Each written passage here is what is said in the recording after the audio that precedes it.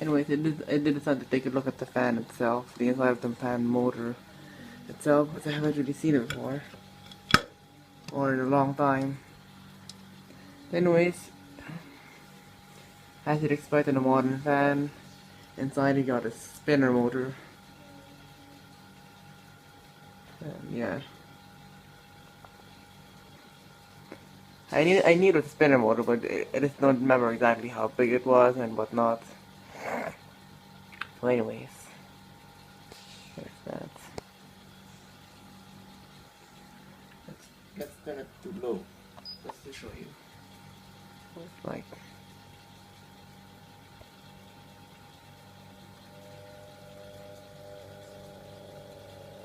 Oh, why did it make that sound?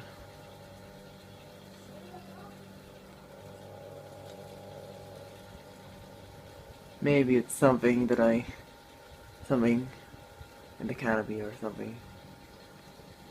Or maybe I just didn't never notice it before. That's low. Let's go to medium. Even though medium and high are almost exactly the same. Wait, why is this wobbling now? That's strange. I gotta stop this. I might have done something. I'll get back.